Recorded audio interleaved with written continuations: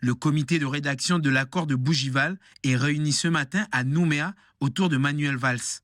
Objectif, traduire en texte de loi le compromis signé en juillet à Paris.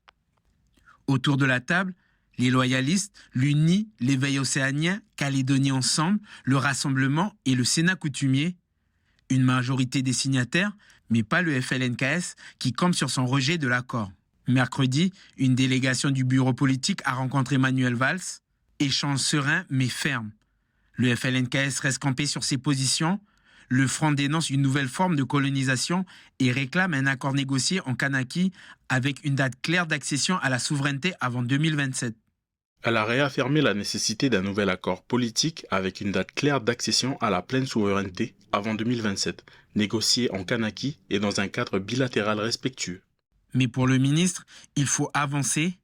Il a présenté le projet de loi constitutionnelle qui doit inscrire l'État de la Nouvelle-Calédonie dans la Constitution.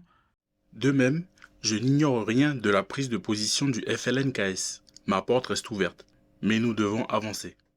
Mais l'absence du FLNKS inquiète l'éveil océanien.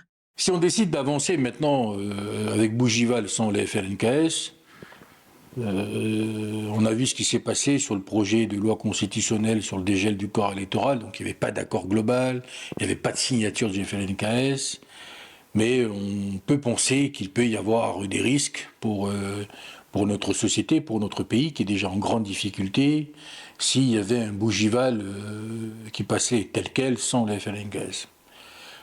La meilleure solution serait que les FLNKS reprennent le chemin du dialogue et qu'ils viennent ajuster, compléter l'accord de Bougival. Je crois que c'est la meilleure solution pour tout le monde. En revanche, les loyalistes souhaitent que les travaux se poursuivent autour de l'accord.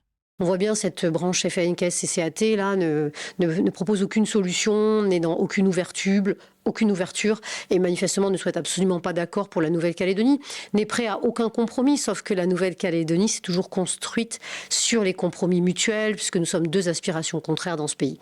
Donc aujourd'hui, véritablement, au sein du comité de rédaction, le débat est serein, les travaux sont menés avec sérieux, rigueur et dans le respect des convictions de chacun. Et c'est dommage que certains s'en soient exclus et soient totalement isolés en demandant finalement à l'État, parce que c'est ce que le FLNKS-CCAT demande, c'est un dialogue unilatéral avec l'État, comme si tout le reste des autres composantes de la Nouvelle-Calédonie, finalement, n'existait pas. Le chemin de l'accord de Bougival reste semé d'embûches. Même adopté localement, l'accord devra encore obtenir les 3/5 des voix du Parlement français.